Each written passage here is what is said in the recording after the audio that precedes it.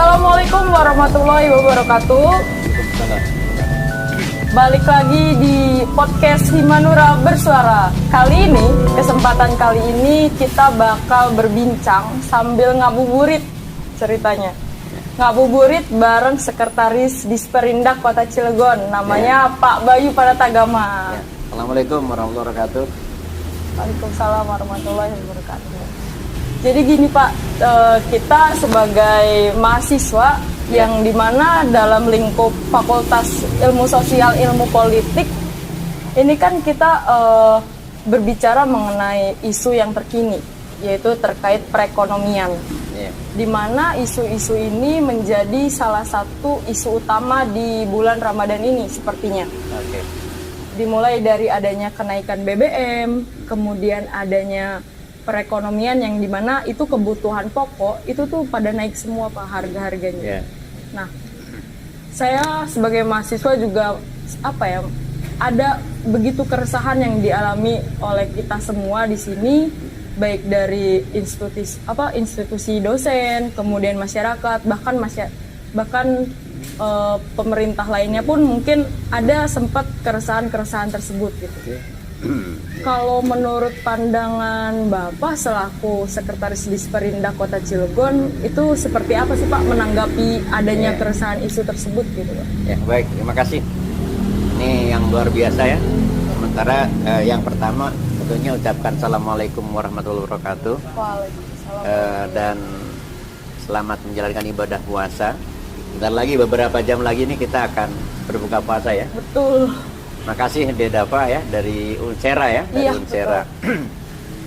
Kesempatan ini cukup bagus karena apa yang menjadi isu nasional bahkan sesungguhnya kalau berbicara tentang kenaikan harga BBM dan sebagainya itu bukan nasional lagi, internasional bahkan merupakan isu global. Nah, inilah pentingnya mahasiswa punya kepedulian walaupun dalam acara podcast seperti ini.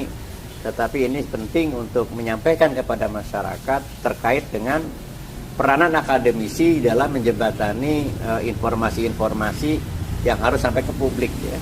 Itu yang pertama. Yang kedua, sebagaimana yang tadi disampaikan terhadap keresahan. Biasanya keresahan itu timbul kegalauan. Kegalauan itu biasanya muncul akhirnya menjadi tidak kondusif. Nah, memang di dalam persoalan di pasar, di Dinas Perdagangan Perindustrian ini dalam masa-masa sekarang ini ada semacam pergerakan harga terkait stabilitas harga, apakah kebutuhan pokok, apalagi minyak goreng dan sebagainya. Ini terjadi sebuah dinamika.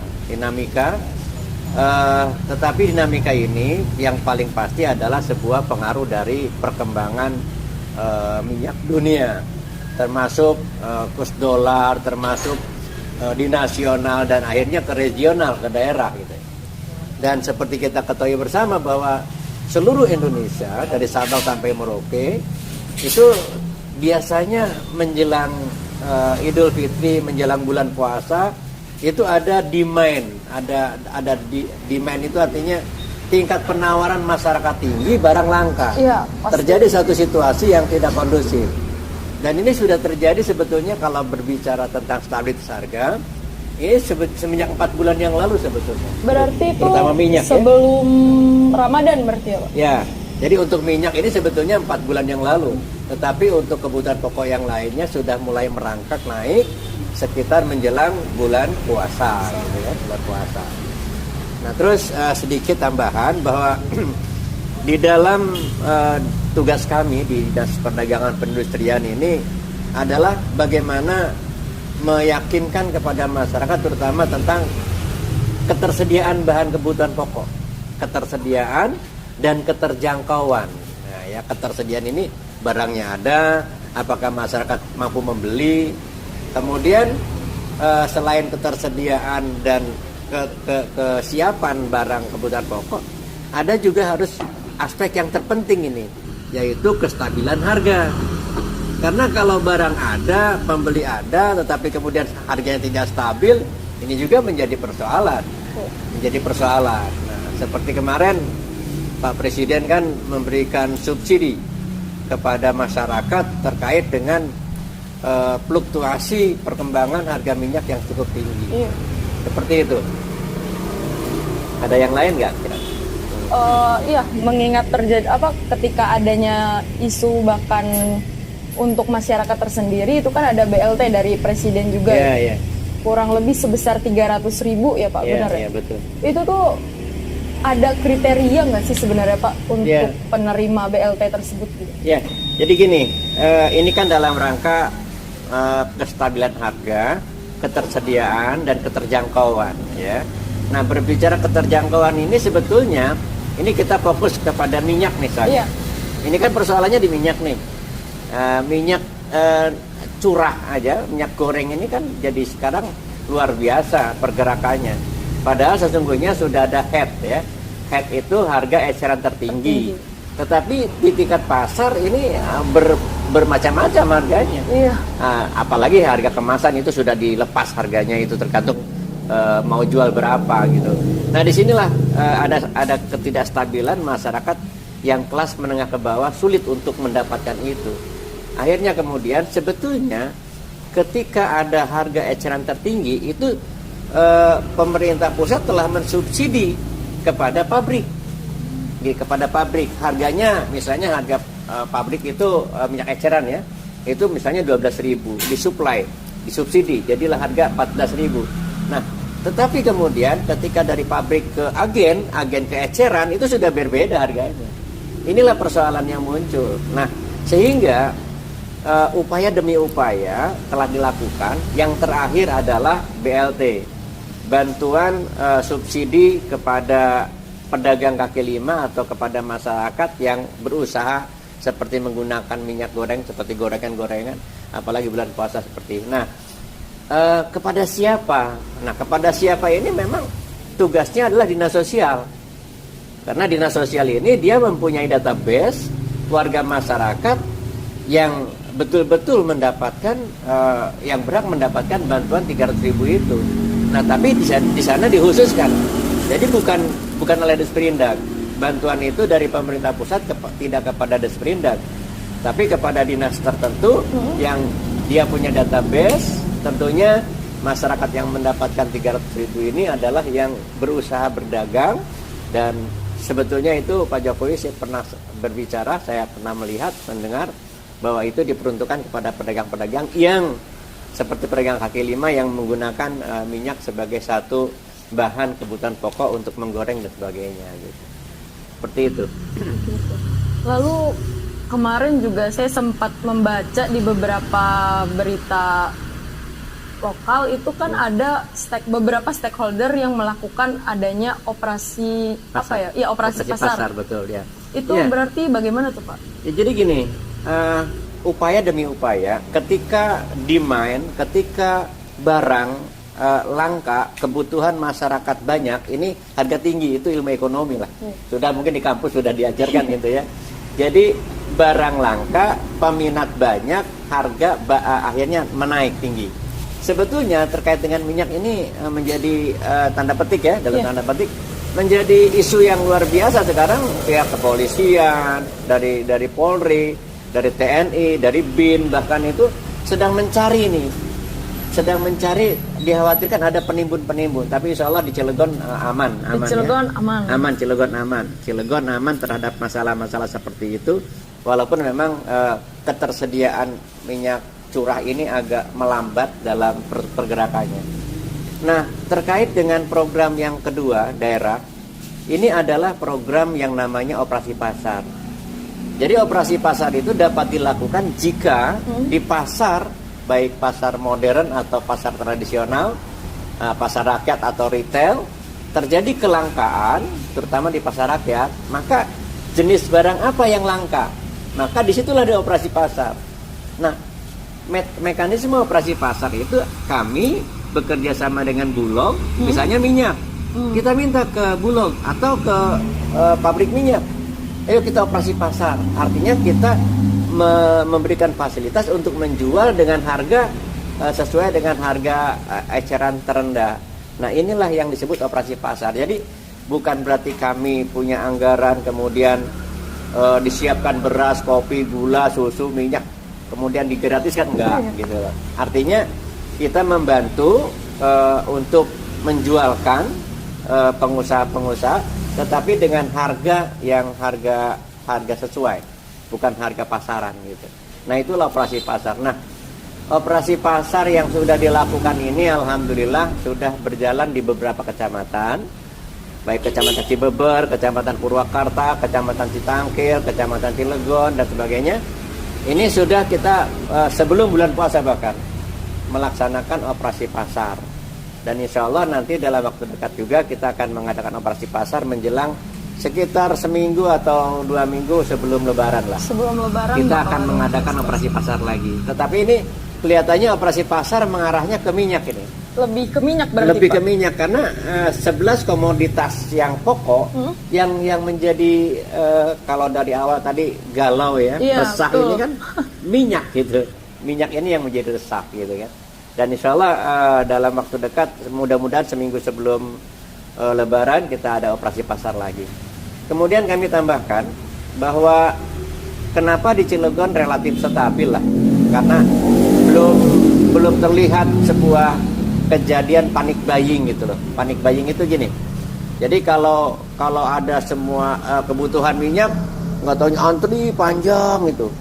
Ada penimbunan, borong, panik buying itu borong barang gitu. Borong barang dari toko ditimbun. Nah, alhamdulillah di Cilegon saya lihat indikator panik buying belum terjadi lah.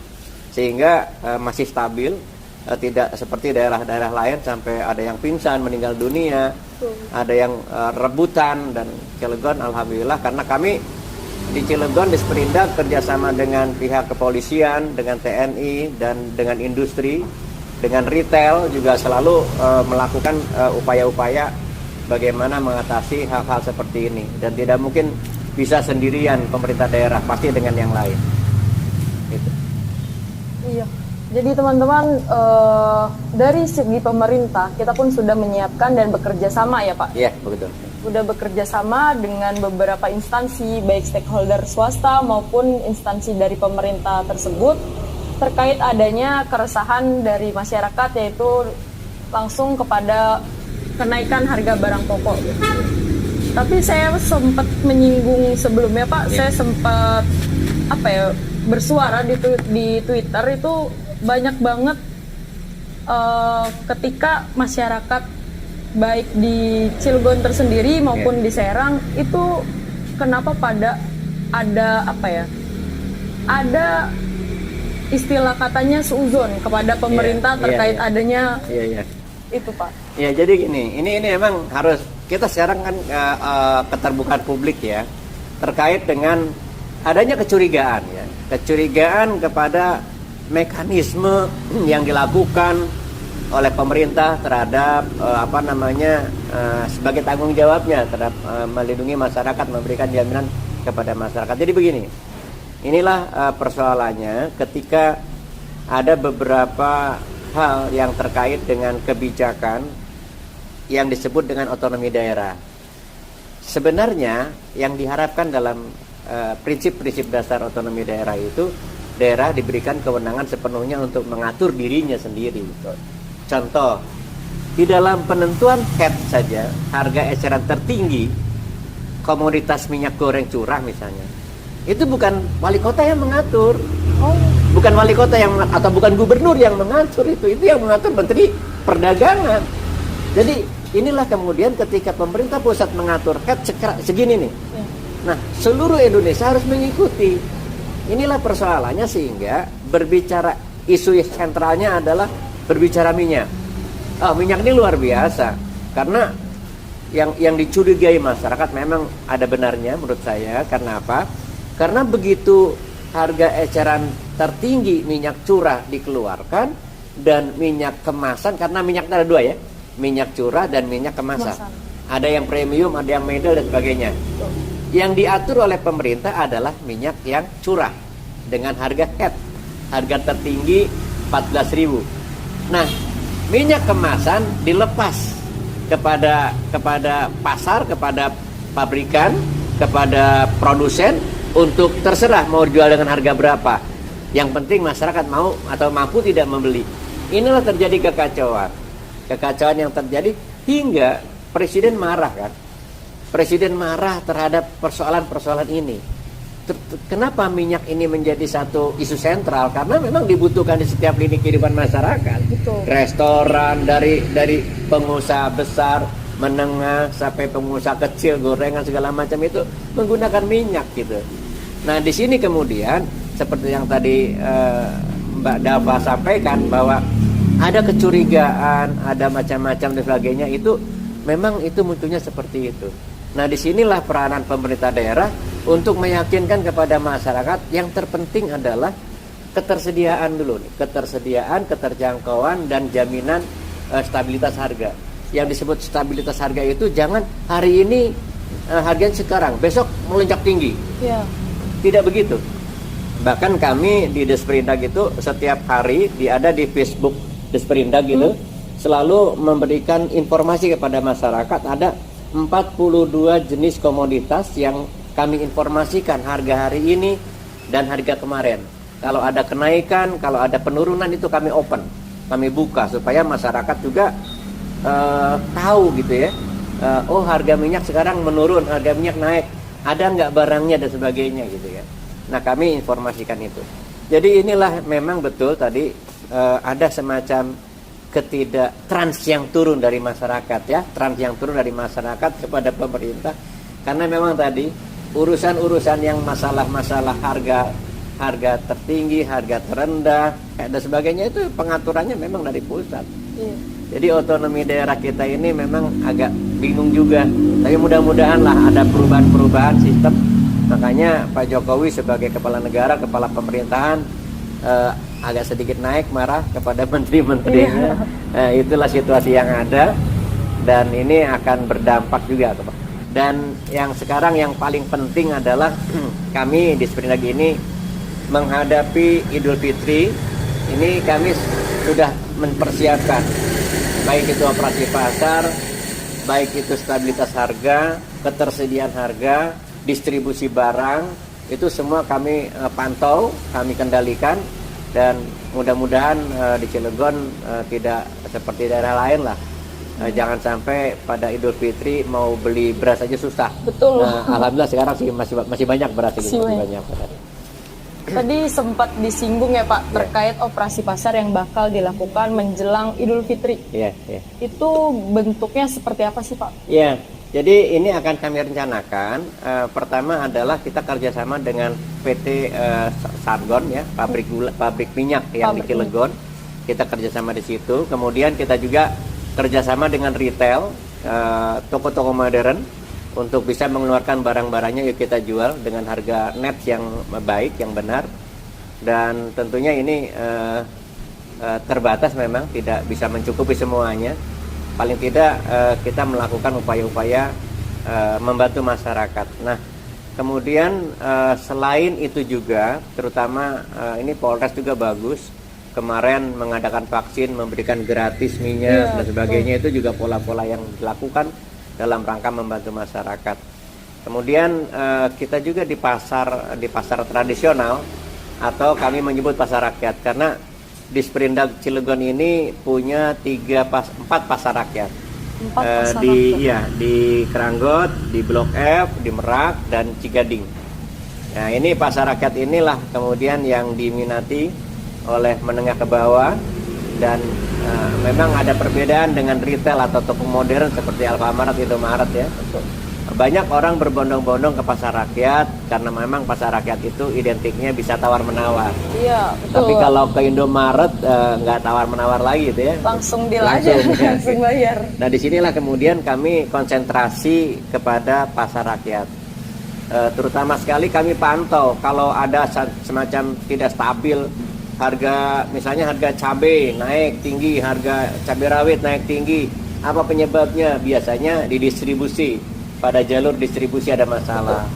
Nah inilah selalu kami bekerja sama terutama dengan aparat penegak hukum agar ketersediaan kebutuhan pangan masyarakat ini bisa survive dan tidak mengalami kendala. Seperti itu. seperti itu teman-teman, terkait adanya keresahan yang kita alami dan bahkan beberapa mahasiswa juga sempat kemarin-kemarin juga melakukan seruan aksi Pak, termasuk saya sendiri gitu. Dan itu menjadi satu agenda dari sekian agenda yang diusung oleh mahasiswa ya. Betul Pak. Selain masalah pemilu dan sebagainya, salah satu diantaranya agenda itu saya pantau itu, saya membaca itu bahwa terkait dengan stabilitas harga, menurunkan harga dan sebagainya. Ini memang menjadi pekerjaan tidak mudah bagi pemerintah, terutama pemerintah daerah, sebab kami ada begini, misalnya gini, ada kebijakan-kebijakan yang ditarik ke provinsi. Contoh, kita Bulog itu adanya di provinsi, dan Cilegon nggak punya gudang. Jadi ketika ada kelangkaan harga, misalnya minyak langka nih, kita mau kemana nih? Ke Bulog. Itu harus ada waktu 1-2 hari untuk meminta, ayo kita turunkan operasi pasar di sini, atau kita upaya dengan pabrik minyak, bagaimana minyak ini dijual dengan harga pabrikan bukan harga pasar. Nah, inilah situasi-situasi yang memang ada beberapa kebijakan yang ditarik ke provinsi. Seperti contoh dalam dunia pendidikan itu SMA, SMK ditarik provinsi. Nah, dulu di kita nah, inilah hal-hal yang memang, tetapi kita tetap koordinasi dengan provinsi. Contoh seperti pada beberapa bulan yang lalu ada penimbunan kacang kedelai, kelangkaan kacang kedelai, sehingga pengrajin tempe pada saat itu sulit sekali. Ternyata itu berpengaruh kepada harga kedelai dunia. Dan kemudian kami bersama dengan Dinas Perdagangan Perindustrian Provinsi Banten, Polda, melihat gudang yang ada di Cilegon ternyata memang ada, dan ini terus kita lakukan upaya-upaya agar dikeluarkan dari gudang, agar terjual dari gudang.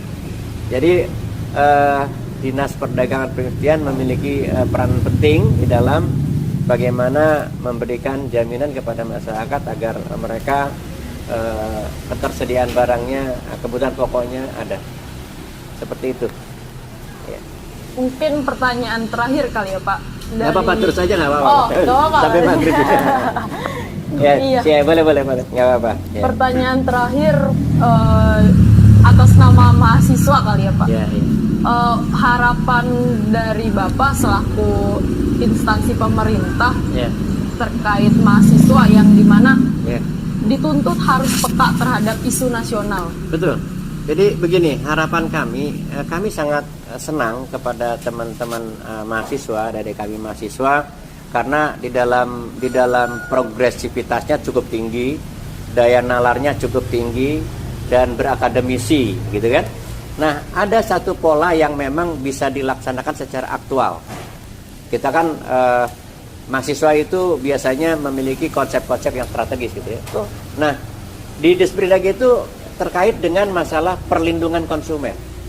Ada peraturan Menteri Perdagangan tentang perlindungan konsumen, dan konsumen ini harus mendapatkan perhatian, baik itu dilindungi dari masalah kebohongan publik terkait dengan mutu barang, harga barang, kualitas barang dan sebagainya. Nah, di sini mahasiswa sesungguhnya bisa memonitoring di dalam kebijakan pemerintah terkait dengan masalah stabilitas harga. Jadi ketersediaan barang dan sebagainya. Itu ada namanya kelompok studi, kelompok mahasiswa yang langsung bekerja sama dengan pemerintah daerah, dengan Indag misalnya, untuk menjalin kerjasama bagaimana untuk pengendalian harga, bagaimana kemudian memantau ketersediaan barang. Itu ada undang-undangnya, ada peraturannya. Kerjasama dengan akademisi, misalnya dengan Unsera, dengan jurusan ekonomi, bagaimana ini urusan-urusan agar masyarakat terjamin di dalam masalah perlindungan konsumennya. Itu bisa kerjasama. Dan inilah dibutuhkan orang-orang muda, mahasiswa-mahasiswa yang, ya kalau Bapak kan sudah menjelang ujur lah gitu ya.